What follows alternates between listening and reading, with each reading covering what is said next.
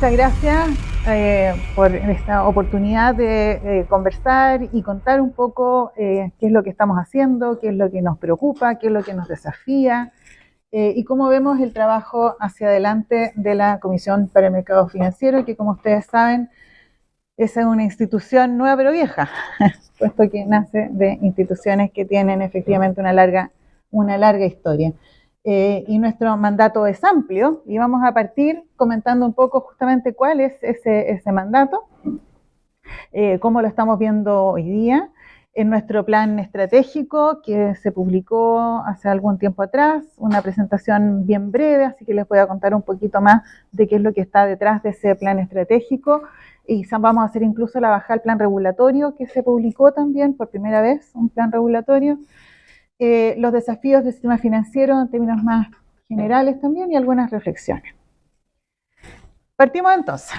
Me acompaña José Antonio Gaspar, director general jurídico, para contar las preguntas difíciles.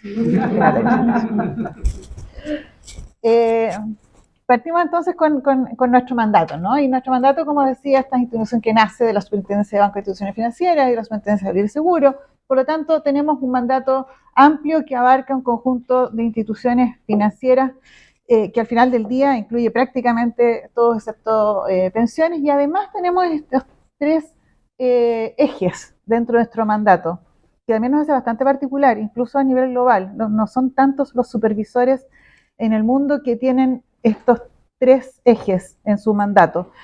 Es frecuente ver el mandato prudencial de estabilidad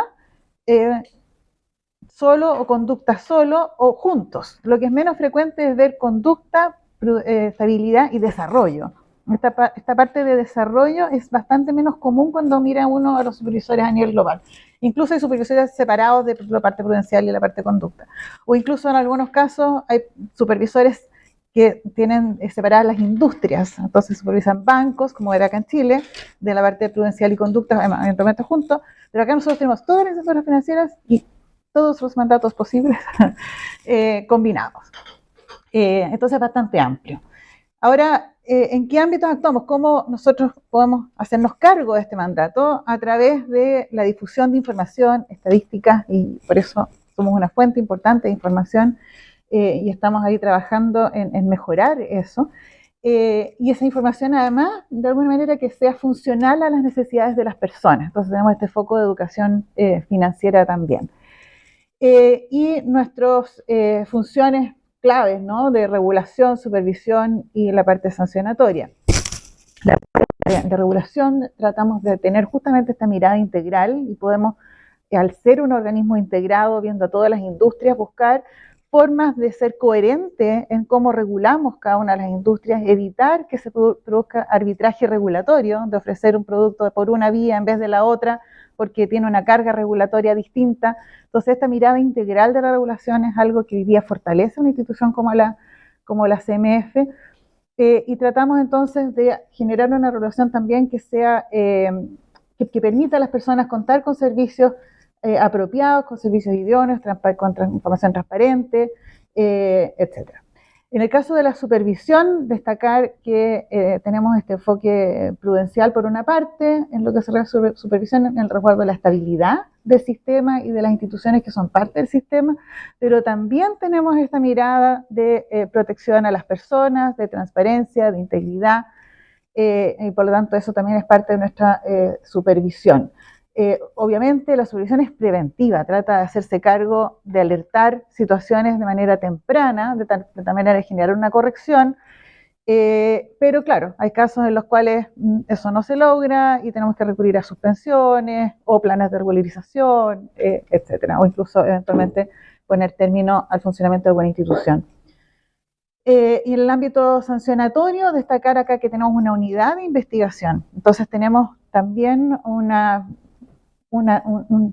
una fortaleza institucional que nos caracteriza en términos de cómo se ejecuta la labor sancionatoria, existiendo entonces un debido proceso resguardado en una unidad de investigación independiente. Y eso es parte entonces también de la nueva ley que crea la CMF y que después integra a la parte bancaria. Así que esas son un poquito el cómo lo hacemos, qué hacemos, cómo lo hacemos, en qué ámbitos actuamos. Esta es una institución que tiene un gobierno colegiado, ¿no? Entonces, nuestro gobierno colegiado tiene estos 5 miembros, siempre 5 comisionados, donde el proceso a través del cual se nombra está establecido en la ley. Es una institución entonces que tiene un organismo colegiado que tiene un carácter técnico, eminentemente técnico, y los miembros se van rotando de tal manera de que este año, de hecho, en octubre vence el periodo de 2 de los comisionados y entran 2 nuevos que son nombrados por 6 años. Entonces vamos a tener después, en 3 años más, los siguientes 2 comisionados que se reemplazan, y entonces siempre vamos teniendo continuidad. O sea, siempre hay 2 comisionados que se mantienen, la presidencia dura 4 años y es nombrada por el presidente de la República. En el caso de los comisionados son ratificados por el Senado. En términos del perímetro, ya les mencionaba yo, ¿no? De que tenemos un perímetro tan amplio. Muchas son las instituciones que están bajo el perímetro de fiscalización de la CMF. Hace unos días atrás hice una presentación en la Universidad de Santiago, donde yo estudié, para la graduación de los 160 alumnos de ingeniería comercial que estaban graduando. Entonces, en mi presentación yo les digo, bueno, seguramente van a trabajar en algo que va a estar fiscalizado o es parte, se va a relacionar de alguna manera con la CMF. Bueno, ingenieros comerciales, de alguna manera les toca relacionarse, claro, porque tenemos un ámbito bien amplio y esto todavía no incluye a las fintech que entran en el perímetro ahora. Y como les decía, yo está en CRI un poquito más claro, pensiones, que es lo que está afuera, pero el resto está dentro. Son más de 7.000 entidades, con fintech esperamos que esto crezca de manera bien significativa, 78% de los activos del mercado financiero del país, 2 veces, más de 2 veces el PIB. Entonces estamos hablando de una industria financiera importante. En términos de las funciones, como les decía yo, tenemos esta función normativa, supervisoria, sancionatoria y estadística. Y acá destacar de que también tenemos en nuestra ley la responsabilidad de participar en coordinarnos con otras entidades del sector público y apoyar en asesorar en materias de nuestra competencia en políticas públicas. Por lo tanto, participamos en distintas instancias a las cuales se nos convoca y hemos llegado también a un acuerdo con los comisionados de una forma en la cual organizar nuestra participación cuando así se nos pide, en distintas comisiones. Ustedes verán que participamos muchas veces en CMF y se incorpora la comisión X, Y o Z y participamos. El Consejo de Estabilidad Financiera es lo más permanente, ¿no? Donde participamos regularmente, pero hay distintas instancias en las cuales se nos pide opinión de un proyecto de ley, o vamos al Congreso a dar nuestra opinión cuando así se nos solicita, o participamos en las discusiones o mesas de política pública, y es parte también de nuestro mandato, siempre respetando nuestra autonomía y nosotros desde donde nos toca, desde donde es el ámbito de nuestras competencias. Bueno, con eso entonces entramos ahora a nuestro plan estratégico 2023-2026, que parte en un escenario institucional, lógicamente, de una institución que ya nace hace unos años atrás, nace en pandemia, además, con todo lo que nos ha tocado vivir en los últimos años, con un plan estratégico que terminaba su periodo ahora el 2022 y por lo tanto nos teníamos que hacer cargo de cómo seguíamos hacia adelante. Y cuando miramos el escenario en el cual se desarrolla este nuevo plan estratégico, sin duda nos encontramos con un escenario económico complejo, donde la inflación nos ha estado acompañando ya durante mucho tiempo, y esperamos que haya una convergencia paulatina de la inflación, así lo ha dicho el Banco Central, y esto acompañado también con bajas graduales de tasa, pero eso todavía está por venir. Todavía tenemos una inflación que se mantiene persistente, ha ido bajando, pero lento, esperamos lento pero seguro, pero ahí vamos. Y es algo que sin duda a todos nos preocupa y que tiene un impacto sobre nuestra función y el desarrollo del sistema financiero, lo que vaya pasando con la actividad, con la inflación, con las tasas. Es un ambiente económico en el cual se desarrolla la actividad financiera y el rol que cumple el sistema en función del beneficio de las personas, porque al final del día el sistema financiero cumple un rol esencial en el día a día y en las necesidades y cubrir necesidades de las personas. Y eso se hace más difícil en un contexto inflacionario de altas tasas. Respecto a la agenda legislativa, también es parte del contexto, ¿no? Donde tenemos una serie de proyectos de ley con un impacto relevante en el sector financiero. El contexto global, ni mencionarlo, ¿no? Sabemos las crisis que hemos tenido afuera, en algunos bancos, en Estados Unidos, en Europa. Eso también nos marca un contexto desafiante. Los riesgos geopolíticos que se mantienen, riesgos emergentes que están tomando cada vez más fuerza, ¿no? Más tracción, como los temas de cambio climático y riesgos de ciberseguridad, en un mundo en el cual tenemos la incorporación de tecnología en toda nuestra vida diaria. Esta planificación estratégica no parte de cero, como les decía yo, porque teníamos la planificación anterior. De hecho, se recogieron la misión, visión y valores de la planificación estratégica anterior y se enfoca en fortalecer nuestros roles en el ámbito prudencial de conducta y de desarrollo de mercado. Ahí lo que hemos acordado en el Consejo, después de un proceso bien participativo en el cual participaron los funcionarios de la institución, tuvimos discusiones con el mercado, tuvimos una discusión bastante abierta, creo yo, y efectiva en lograr identificar en este contexto complejo en el cual nos desarrollamos hoy día, cuáles eran los principales desafíos de la CMF y plantearnos ciertos objetivos. Y acá nos planteamos 8 objetivos estratégicos para el periodo 2023-2026, donde los 3 primeros están perfectamente alineados con nuestro triple mandato de prudencial, conducta y desarrollo de mercado, como objetivos bien claros. Y el resto de los objetivos tienen que ver con cómo habilitamos el cumplimiento de nuestro mandato. Porque para poder cumplir nuestro mandato necesitamos consolidar el posicionamiento institucional de una institución que todavía es relativamente nueva y además, como les decía, en este escenario de pandemia donde pudimos ser menos efectivos a lo mejor en poder difundir nuestro rol o interrelacionarnos. Hoy día primera vez que estamos en esta reunión aquí presencial, entonces todas las vías de comunicación cambiaron un poquito y por eso queremos ponerle foco en esta consolidación y esto es parte de eso, ¿no? El que se entienda cuál es nuestro rol y desde dónde actuamos. Y eso es importante para nuestro mandato, tampoco es baladí, ¿no? Sino que en realidad el poder cumplir nuestro mandato requiere de que se entienda nuestra función por parte de nuestras distintas contrapartes. El objetivo 5 tiene que ver con las personas, con nuestros colaboradores, cómo captamos talento, retenemos talento y cómo tenemos también funcionarios comprometidos. La integración cultural, tenemos una institución que se está integrando. El tema de tecnología, que es clave, incorporar tecnología en nuestro quehacer. Hoy día no nos podemos quedar atrás. La industria incorpora tecnología. La gobernanza, que es clave, le imponemos requisitos de gobernanza a todos los que fiscalizamos, bueno, cómo nos gobernamos nosotros mismos. Así que tenemos desafíos en todos estos ámbitos, con nuestros objetivos estratégicos que ya están planteados, con proyectos, con tareas que hemos estado definiendo y que vamos a ir dando seguimiento a lo largo de los próximos años y dando cuenta también de manera transparente el avance de este plan estratégico a través de los distintos canales. Pero permítame enfocarme en los objetivos que tienen que ver directamente con nuestro mandato, que son estos 3 primeros y el consolidamiento institucional también algo les vamos a comentar. Respecto del primero, el mandato prudencial le teníamos que poner como apellido. El mandato prudencial, ¿cuál va a ser nuestro objetivo respecto a este mandato prudencial? Y lo que pusimos como apellido fue este enfoque prospectivo de riesgo y con una mirada agregada. Y la mirada prospectiva es relevante, ¿no? Porque queremos adelantarnos, queremos tener la capacidad de que el riesgo ojalá no se materialice, que podamos mitigarlo de manera temprana. Entonces esta actuación prudencial de mirar hacia el futuro, de tratar de mitigar riesgos antes de que estos se profundicen, es el foco que queremos poner en este objetivo.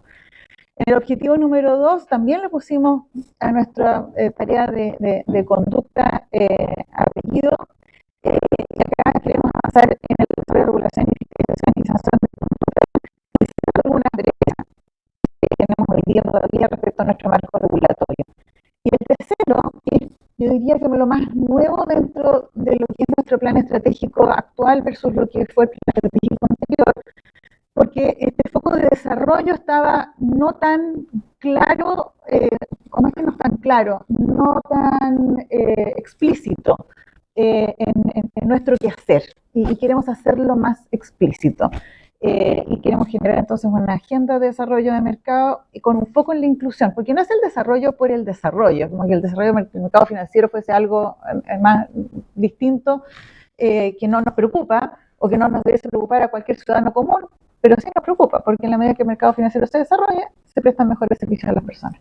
Entonces, tiene que tener este foco de inclusión, de cómo se da un mejor servicio a las personas. ¿Cuáles son los principales desafíos entonces en el ámbito prudencial alineados con este objetivo estratégico que acabo de plantear? Algunas de las tareas que vamos a tener por delante. Basilea III es bien prospectivo. Basilea III es un marco de regulación bancaria que justamente trata de mitigar los riesgos que hoy día existen en la gestión de la banca, porque son riesgos inherentes a la función. La función bancaria tiene riesgos que son propios, riesgos que tienen que gestionarse y que tienen que mitigarse y que están sujetos a marcos regulatorios, riesgo de liquidez, riesgo de crédito.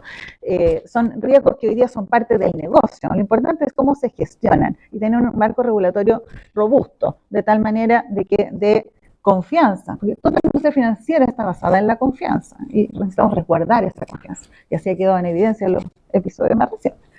Por lo tanto, el marco Basilea III responde a eso, ¿no? Y ahí vamos a continuar con la implementación, ya tenemos prácticamente todas las regulaciones emitidas, y el foco entonces que tenemos hoy día es en el pilar 2, donde se incorporan nuevos riesgos en el proceso de evaluación de la adecuación de liquidez interna de la banca. También vamos a tener un foco. Entonces, por un lado vamos a tener pilar 2, vamos a incorporar nuevos riesgos también en lo que es el IAPE, que es la autoevaluación que hacen de solvencia las instituciones bancarias, y ahí vamos a incorporar algunos temas adicionales. Recordar que con pilar 2 nosotros podemos poner hasta 4 puntos más de capital como exigencia a los bancos, y pilar 3, que es el pilar de transparencia, y además esto de liquidez, donde también tenemos la implementación de la nueva norma, en que se les exige a las instituciones bancarias también hacer una autoevaluación de liquidez. Entonces, no hay solamente autoevaluación de capital, sino que también hay una autoevaluación de liquidez. Y esto acompañado con los temas de transparencia de pilar 3. Entonces, estos van a ser más o menos los focos que tenemos para el próximo ciclo, ¿no? De lo que viene hacia adelante, y que ya estamos en marcha, de hecho. El tema de subvención basada en riesgo también es importante. En el caso de las compañías de seguro, hemos sido bastante insistentes en la necesidad de tener un nuevo marco legal para poder generar un requerimiento de capital basado en riesgo a las compañías de seguro, pero eso no nos impide avanzar en supervisión bajo el marco legal vigente. Entonces, mientras tengamos el marco legal que tenemos, vamos a seguir haciendo una supervisión basada en riesgo de la industria de seguros con las herramientas que tenemos hoy día, y creemos que eso es importante, relevante. Ojalá se pueda avanzar hacia el nuevo marco legal, que sin duda creemos que nos generaría mayores fortalezas que las que tenemos hoy día, y es parte de las recomendaciones internacionales. Conglomerados financieros, de nuevo, tenemos el marco legal que tenemos. Quisiésemos tener un marco legal también que avanzar en esa dirección. Estamos trabajando en un documento de política que vamos a publicar próximamente, que tuvimos la asistencia técnica de la Oficina del Tesoro Americano, de la OTA, que nos ayudó no, la OTA fue lo de la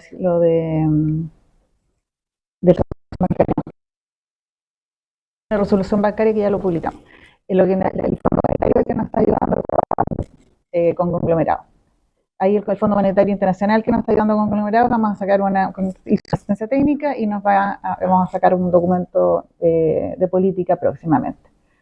Eso hacemos harto también, tenemos asistencia técnica de diversas instituciones internacionales como el Fondo Monetario. De hecho, tuvimos el EFSAP recientemente, que es la evaluación del sistema financiero en Chile, que este es un programa que se hace a nivel global. El Fondo Monetario y el Banco Mundial hacen estas evaluaciones de los sistemas financieros en distintos países. En el caso de Chile, tuvimos esta reciente evaluación, justo tocó en pandemia, que nos estaban haciendo la evaluación. Fue una carga para el Banco Central y para los que participamos, a tener a financiero evaluado justo cuando estábamos en la mitad de una situación bien compleja a la cual hacernos cargo.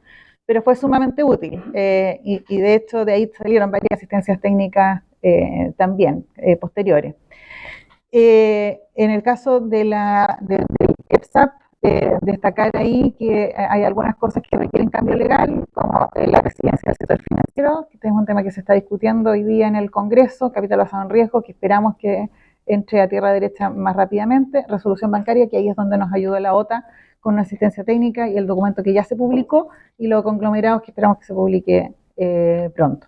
Pero son todos desafíos prudenciales que tenemos hacia adelante, en los cuales esperamos entonces seguir avanzando. Pero mientras avanzan las iniciativas legales, eso no implica que nosotros no vamos a ir mejorando nuestro quehacer, ¿no? Dentro del marco legal que tenemos. Se publicó recientemente nuestro plan regulatorio. Esto es algo que no estábamos haciendo. Se publicó por primera vez ahora. Es un plan regulatorio que ustedes verán es bien ambicioso, es bien amplio, donde tenemos una serie de temáticas y acá quisimos resumir de alguna manera, no me voy a detener mucho para tener tiempo después para las preguntas y respuestas, pero tenemos regulaciones en el ámbito de riesgo de crédito, riesgo de liquidez, riesgo de mercado, riesgo operacional, bancos, compañías de seguros, fondos mutuos, intermediarios de valores y otros, ¿no? En la tabla no pusimos todo, era simplemente para dar algunos ejemplos. Por ejemplo, en el caso de riesgo de liquidez, en fondos mutuos, también eso fue una asistencia técnica que salió del EFSAP y la hizo una asistencia técnica al Fondo Monetario en ese caso. Y nos ayudó a desarrollar ideas en ese sentido. La revisión normativa del mercado repo está alineado con el proyecto de ley de resiliencia que hablábamos hace unos minutos atrás. Entonces esperamos que ojalá eso, si se avanza en ese proyecto de ley, vamos a poder avanzar más en el ámbito de la liquidez en el mercado. ¿Qué otro de ejemplo? Esas son todas recomendaciones del EPSAP. En el caso de las compañías de seguro, tenemos pendiente todavía si vamos a implementar o no vamos a implementar las normas contables de IFRS 17 y IFRS 9. Esto quedó suspendido por la etapa de que estábamos en evaluación de esto, son normas internacionales que están también en evaluación en varias jurisdicciones, no somos los únicos, y tenemos que retomar esa evaluación de si es que lo implementamos o no. En temas de riesgo operacional, ustedes ven ahí una serie de materias de riesgo operacional de las cuales vamos a tener que hacernos cargo, etcétera. En conducta, la 461, que lo mencionó Susana hace unos minutos atrás, va a ser un tremendo desafío ahora en términos de transparencia de mercado, la implementación de esta norma, ya se están recibiendo de las distintas empresas que están obligadas a reportar sus memorias anuales, eran 70 empresas las que estaban obligadas a reportar este año, y esto sigue su curso de implementación, esperamos tener resultados pronto de la evaluación de lo que fue esta primera presentación de las memorias. Y en supervisión de conducta, SUBTEC. Aquí creemos que en SUBTEC tiene un especial potencial el incorporar tecnología en la supervisión de conducta, en todo el tema de abuso de mercado, operaciones, temas de protección al cliente. Son toneladas de información que si no usamos inteligencia para poder leer esa información y detectar eventualmente infracciones o abuso, es mucho más difícil. Entonces, estamos incorporando tecnología, ya teníamos herramientas, pero estamos potenciando más esas herramientas, sobre todo lo que es la supervisión en el ámbito de conducta. No el único, pero quisimos poner un foco estratégico ahí. Además de, como les decía yo inicialmente, cerrar algunas brechas. Acá también el mismo resumen en el ámbito de conducta, cuáles son los tipos de normativas que vamos a estar desarrollando. Destacar acá, por ejemplo, que para fondos mutuos la difusión de políticas ASG va a ser un tema importante. Hemos avanzado en transparencia en los emisores. En los fondos mutuos hay varios fondos mutuos que se denominan, hay varios fondos mutuos que se autodenominan sostenibles. Entonces, bueno, ¿qué es sostenible? Entonces, ¿cómo definimos qué es lo que es sostenible? ¿Quién se puede nominar como sostenible? ¿Qué características debe tener? Vamos a estar trabajando en eso. Las políticas de habitualidad, que es parte de la ley de agentes, que está también una facultad ahí de poder implementar normas sobre políticas de habitualidad y transacciones con partes relacionadas. Entonces ahí también vamos a estar avanzando en eso. Un tema importante de protección a las personas, que también es un marco legal distinto, nuevo. Ahí tenemos un artículo que nos permite avanzar también en lo que son los estándares de gestión de conducta, en lo que llamamos en inglés se llama suitability, el quién tan adecuado es el producto para el cliente. Y está entonces ahora el peso de la prueba en la institución financiera que entrega un servicio, el haber hecho la debida diligencia y evaluación de si el producto que está entregando al cliente es el adecuado para el cliente. Entonces estamos implementando ese marco normativo de acuerdo al marco legal que hoy día nos da esa facultad. Y esto es un tema difícil, ¿no? Cómo vamos a fiscalizar después de esto. Una cosa es cómo lo normamos y después cómo fiscalizamos esto. Pero es un tema bien importante y bien desafiante en términos de publicidad, trato justo. Y ahora tenemos esta herramienta de requerir a las empresas que hagan la debida diligencia, de informar al cliente y evaluar si es que está entregando un crédito a quien realmente tiene capacidad de pagar ese crédito, pero no desde el punto de vista de capacidad de gestión de riesgo de crédito, sino que respecto del endeudamiento que tiene la persona o la carga que significa la persona, o una recomendación de inversión, si está haciendo esa recomendación correcta o no. Y los temas de deuda de pensión alimenticia también estamos implementando lo que nos corresponde ahí en lo que salió de esa ley. El desarrollo de mercado, que les decía yo que es un pilar al que estamos poniéndole fuerza, porque creemos que es especialmente relevante en la coyuntura actual. Hemos tenido un mercado de capitales, un mercado financiero golpeado después de la pandemia, ¿no? Entonces, esta era parte de nuestras grandes fortalezas. Tener un mercado financiero desarrollado no solamente nos permite crecer, sino que también nos permite ser resilientes frente, por ejemplo, a eventos externos que puedan afectar a nuestra economía. Entonces, a la medida que tengamos fuentes de financiamiento diversas internas, no requerimos tanto de financiamiento externo. Entonces, cuando viene una hecatombe afuera, estamos más protegidos. Entonces, no solamente nos permite crecer el que se desarrolle el mercado, sino que también ser resilientes frente a fenómenos que puedan afectar a nuestro país. Y en ese sentido el desarrollo es importante y tenemos que recuperar esta senda de desarrollo de nuestro mercado de capitales, de nuestro mercado financiero y el cumplimiento de esas funciones. Y ahí vamos a partir por un diagnóstico, y también este diagnóstico tiene harto que ver con, de nuevo, una mirada hacia las personas. No solamente el mercado financiero, mirados desde el punto de vista de los indicadores de desarrollo del mercado financiero en términos de profundidad, sino que también de acceso, de inclusión. Y por eso está puesto acá lo de inclusión financiera, el registro consolidado de deudas, que esta semana tuvimos buenas noticias y esperamos que efectivamente eso siga así, porque creemos que también es una herramienta bien importante de desarrollo de mercado, pero no solamente de desarrollo de mercado, también tiene componentes que ayudan a una buena conducta. Justamente hablábamos recién de la suitability. Bueno, ¿cómo evalúo si un producto es adecuado o no en el ámbito del crédito si no conozco la situación de endeudamiento de la persona? O en el ámbito también prudencial, de una mejor gestión de riesgo. Entonces, el registro consolidado de deuda tiene estos elementos que permite inclusión, que permite una adecuada conducta de quienes ofrecen servicios financieros y también un comportamiento prudencial. Mercado pago, también en términos de desarrollo, la consolidación del modelo de 4 partes. Todos los temas de pagos también van a ser bien desafiantes en lo que viene. Hay algunos otros temas transversales en el ámbito prudencial de conducta y de desarrollo. Del desarrollo del sector fintech. Tenemos ahí toda la normativa que hay que emitir, los temas de ciberseguridad que les dije yo que eran importantes y el cambio climático que nos desafía en varios ámbitos. Respecto a la norma fintech, se está convocando ya a las mesas en las cuales se va a conversar sobre la normativa. Vamos a tener una primera reunión a la cual se convocó. Ayer salió el comunicado. Ayer salió el comunicado donde se está convocando a una primera reunión ampliada para justamente contar un poquito de qué van a tratar las mesas, cómo se van a organizar, cuáles van a ser los plazos, para que entonces las personas interesadas se puedan sumar a las distintas mesas. Estamos invitando entonces a quienes participan o podrían participar en este nuevo ecosistema, o no tan nuevo, pero nuevo en términos de estar en el ámbito o el perímetro del regulador y supervisor.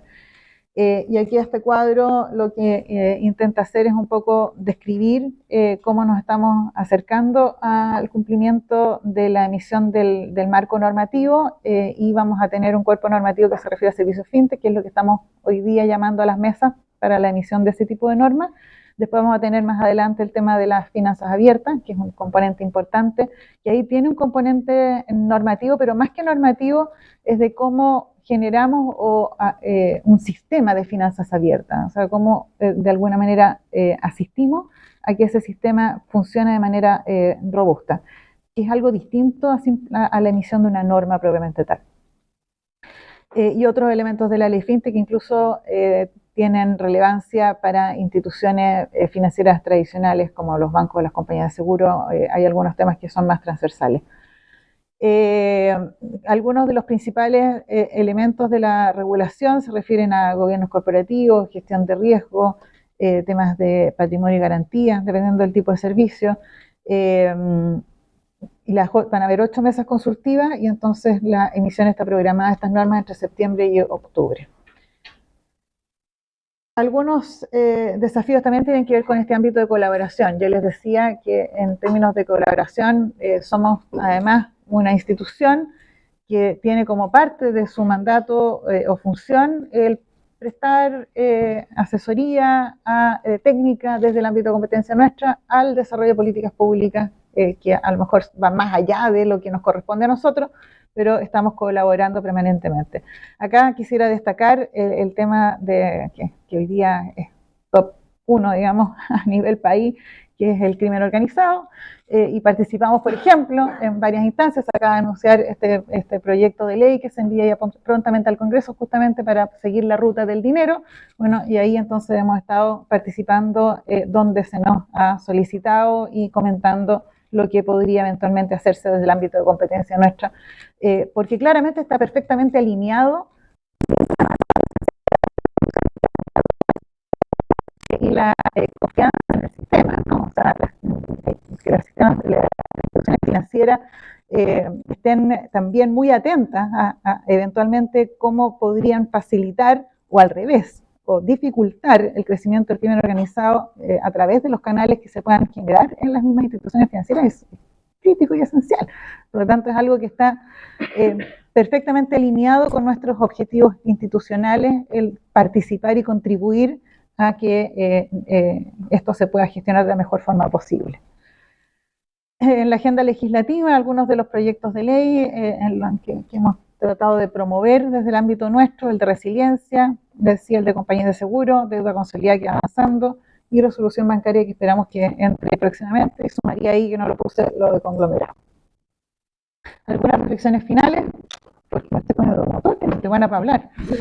Ya, tenemos la convicción de que el sistema financiero profundo y sólido juega un rol esencial en el bienestar de las personas y del país. Se requiere una regulación y supervisión prudencial, una adecuada conducta de las entidades que participan en el sistema financiero, un desarrollo inclusivo, no desarrollo por desarrollo, sino un desarrollo inclusivo del sistema financiero y productos idóneos, y esto requiere una coordinación entre el regulador y el sector privado. Tampoco es que lo hacemos todos nosotros, necesitamos que el sector privado tome conciencia de la relevancia de los temas que tratamos de promover.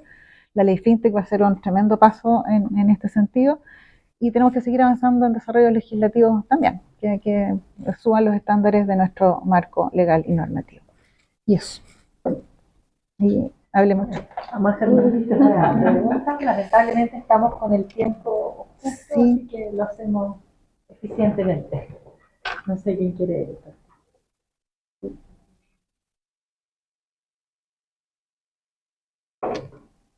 Adelante. Buenos días. Presidenta, le quería consultar, el lunes se reunió el presidente de la República con la Asociación de Bancos y entre los temas que trataron están eventuales modificaciones a la ley de fraude. ¿Qué preocupación tiene la CMF? Esto también, bueno, FinTech Chile también lo ha manifestado, la preocupación que digamos, existe por el aumento en posibles casos de fraude. ¿Cuál es la visión que tiene la CMF respecto a esta discusión? Primero, un tema de preocupación, yo creo que para todos, ¿no? El aumento de los fraudes per se, y de hecho los fraudes no solamente que se generan y se canalizan a través del sistema financiero, de los cuales se hace cargo de alguna manera la ley de fraude, sino que también las alertas que sacamos permanente con instituciones que ofrecen crédito, ofrecen inversiones que están fuera del perímetro y que a nosotros lo único que nos queda es alerta, alerta, cuidado, y mandar al Ministerio Público cuando así corresponde. Entonces el tema del fraude, y que además afecta a personas especialmente vulnerables. Entonces el tema del fraude sin duda nos preocupa a todos por el daño que genera a las personas y al sistema y a la confianza, etc. La ley lo que hace es que pone la responsabilidad donde quien tiene mayores capacidades de asumir esa responsabilidad, que es la entidad financiera. Entonces, en ese sentido, como principio, es algo que uno también comparte, ¿no? De que el peso de la responsabilidad de tratar de evitar el fraude y tener las herramientas y los elementos necesarios y que la doble clave y que los sistemas protejan es la institución financiera, porque la persona tiene muchas menos capacidades, aun cuando tratemos de hacer educación financiera, las personas están en la parte más débil para poder tratar de prevenirlo. Pero, claro, el equilibrio ahí lo manifestamos cuando se tramitó la ley, la CMF en esa época estaba Banco Central, también como Banco Central, pero pero la CMF también representamos ciertos reparos respecto de cómo quedó el texto, cosas que vemos hoy día, ¿no? Porque, claro, hoy día estamos viendo un volumen muy alto de fraude, que es fraude, probablemente tal, y que uno quiere hacerse cargo de aquello, pero también se presta para eventuales malas prácticas, que es algo que se ha estado observando y que algunas de las instituciones financieras han relevado, y a lo mejor entonces requeriría de algún ajuste esa ley. Ahora, de nuevo, estas son cosas que ya es iniciativa del Ejecutivo, y nosotros estaremos aportando los antecedentes de qué es lo que observamos como entidad fiscalizadora. Tenemos datos, evidencia de qué es lo que ha pasado, podemos evaluar qué es lo que pasó con la implementación de esta ley, pero la preocupación está, el principio que se quiere resguardar, estamos perfectamente alineados, y ahora el detalle de cómo quedó y el dónde quedó alguna cosa que eventualmente se pueda mejorar, yo creo que eso es algo que se puede conversar.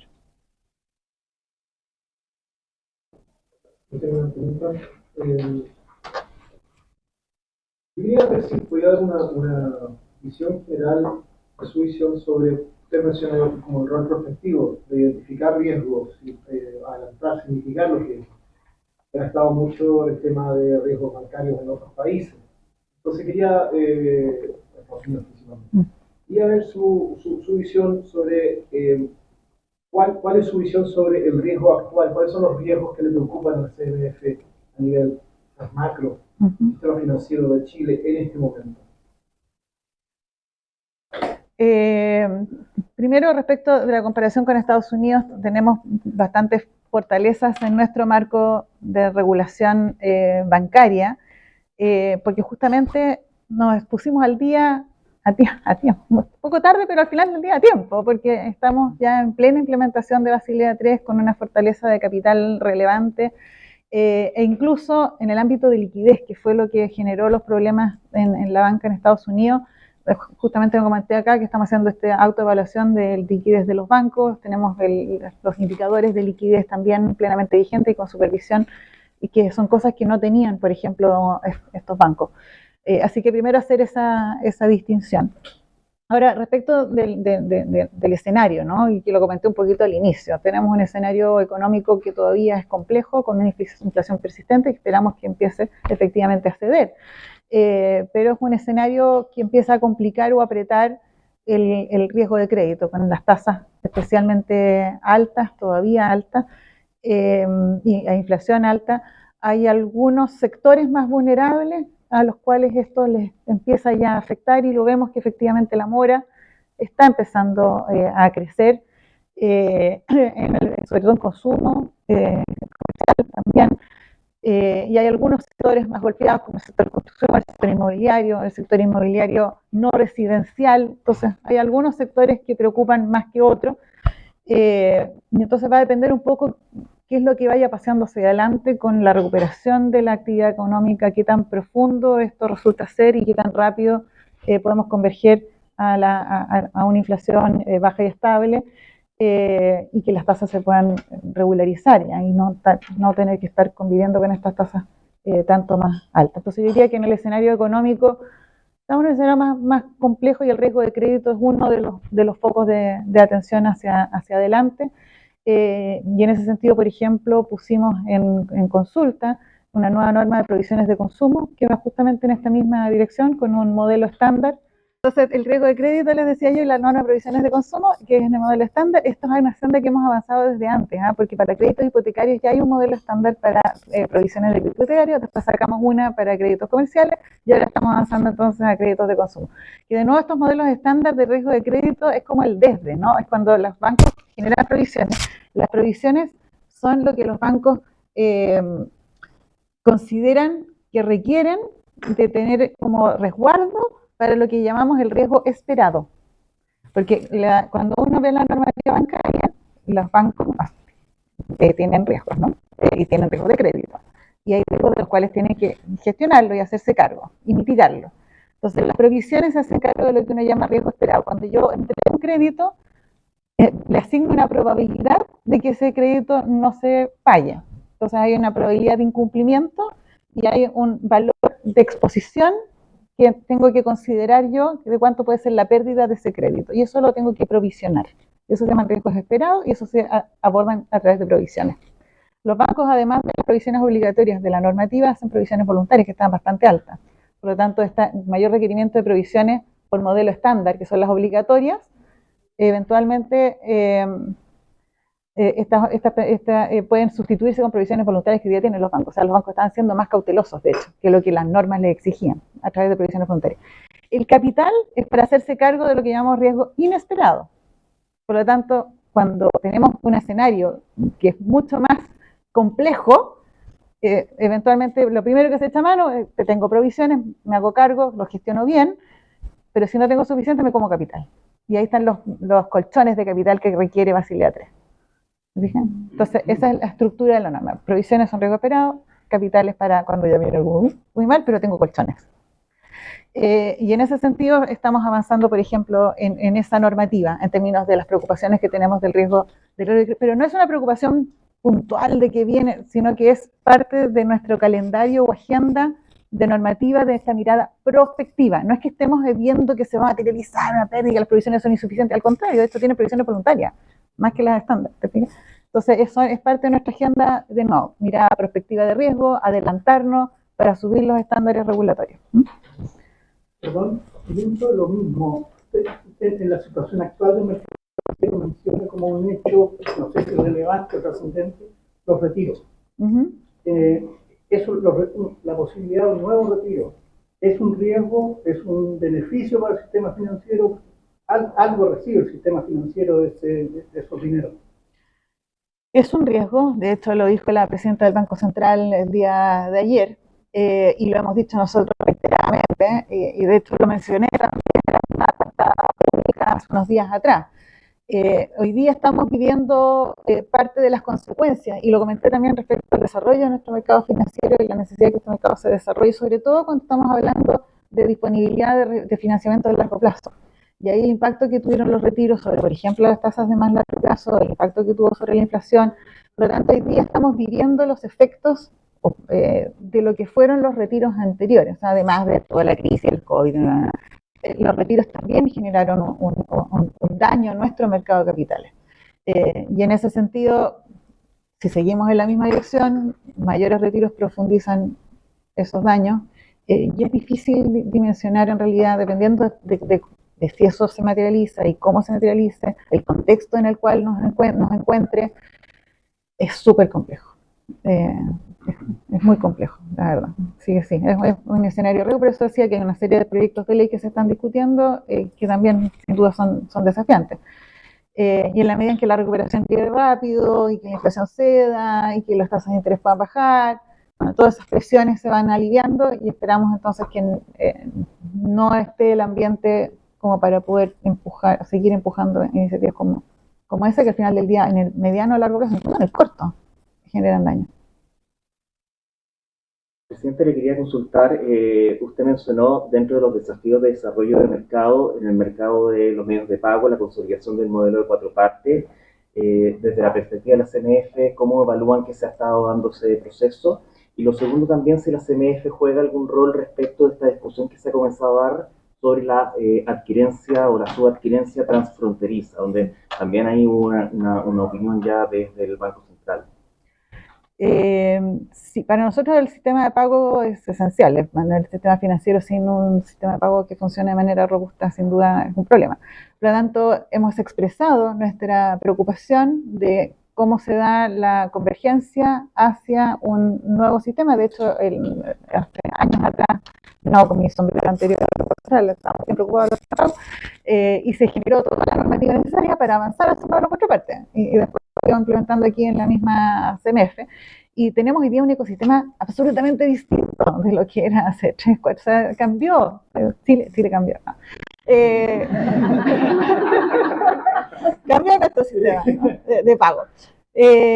Y sin duda tenemos muchas diferencias hoy día, y tenemos multiplicidad de emisores, no bancarios, tenemos operadores, entonces tenemos un ecosistema bien distinto de lo que era antes, justamente gracias a este nuevo marco normativo que permite mayor competencia, mayor desarrollo, mayor innovación.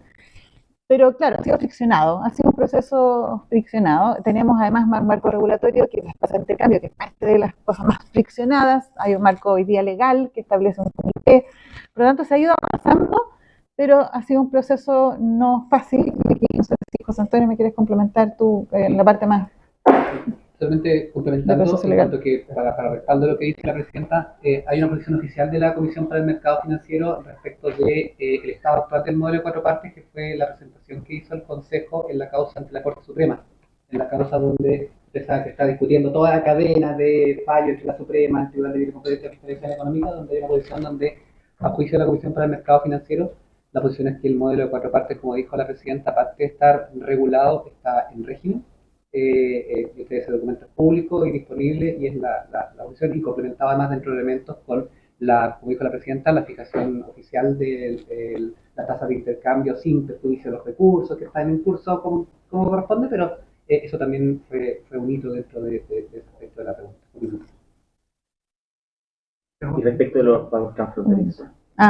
De la adquirencia. Obviamente el pago transfronterizo, como tú ya nos lo viste, hay una posición ahí del Banco Central que planteó el tema, y que en concreto la estamos evaluando respecto de cómo implementarlo como modelo. Es un aspecto súper importante y que tenemos que expresar el conocimiento del central. No. ¿Llegaste último? No.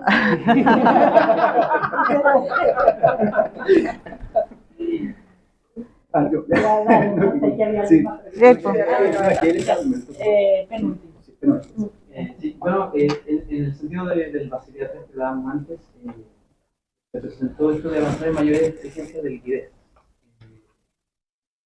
Me gustaría saber en qué periodo de tiempo se va a hacer eso, qué implica, es mayor exigencia de capital. Y en otro sentido, en el caso de la norma 461, me gustaría saber si tienen alguna evaluación inicial, para que se presentaron las memorias, y también saber si se va a contar con alguna plataforma en la CMF para poder ir comparando empresas relacionadas. De la norma de liquidez, qué bueno que me permites aclararlo, porque hablamos un poquito del capital antes, y es esencial el poder resguardar la liquidez de las empresas bancarias, que es parte importante de lo que tienen que gestionar. Para liquidez, el Banco Central incluso se adelantó a lo que fue la implementación de Basilea 3 en Chile. Antes de la nueva LGB, ya el Banco Central tenía emitidas normas de requerimientos de liquidez, de indicadores de liquidez con estándar internacional de este Liquidity Coverage Ratio que se llama el LSR, incluso el NSFR, que es el Net Stable Funding Ratio, que son las mediciones de liquidez de corto plazo y las de más largo plazo. Entonces, habían indicadores ya que permiten al regulador asegurarse de que las instituciones tienen recursos líquidos suficientes para poder hacerse cargo de sus compromisos de corto plazo. Y esas normas de liquidez estaban y entraron después de la emisión de la ley de Basilea 3, han entrado a ser ya obligatorias, y además con un calendario de implementación, y eso estamos ya muy avanzados en todo lo que fue la implementación de los indicadores de liquidez. Y en la norma del Banco Central también quedó, que es lo que mencioné acá, no solamente el cumplir con los indicadores, sino que también con el cumplir con una autoevaluación de liquidez. Entonces hay un proceso de evaluación de adecuación de liquidez, que es este ILAP. Entonces este proceso de evaluación este es el que estamos hoy día en proceso recibiendo estas autoevaluaciones de los bancos. Entonces los bancos hoy día nos tienen que no solamente cumplir con el indicador, sino que además decir cómo están gestionando esa liquidez y por ejemplo, viene el vencimiento de la facilidad condicional de incremento de colocaciones en el año 2024, entonces uno de nuestros focos de ese informe de liquidez fue decirle, ¿cómo van a gestionar ustedes el vencimiento de esta facilidad? Entonces, parte de eso, por ejemplo, ha sido el foco que tenemos en la evaluación de gestión de liquidez de la banca frente a ese vencimiento de ese compromiso, por ejemplo. ¿Se fijan? Entonces, ese es el tipo de cosas que estamos mirando nosotros, pero no es un requisito, los requisitos ya estaban con un calendario y eso está plenamente vigente, y lo que ya estaba comentando yo es que por primera vez se están recibiendo estos informes de autoevaluación de la gestión. Y respecto de la norma 461, estamos recibiendo hoy día las memorias, vamos a ver, hay muchas instituciones muy interesadas en esto y yo creo que van a haber múltiples plataformas que van a estar haciendo análisis de distinto tipo respecto a lo que va a aparecer ahí, y esperamos poder aportar con una visualización relativamente amigable, pero ahí vamos a ver qué capacidades tenemos nosotros de poder efectivamente hacerlo, pero sin duda más de alguien va a haber haciendo todo tipo de análisis ahí a partir de la información que se va a empezar a publicar, pero todo es público, digamos, las memorias están, de hecho ya están arriba. Sí, ¿qué rol tuvo la CMF en la ley ISAPRE?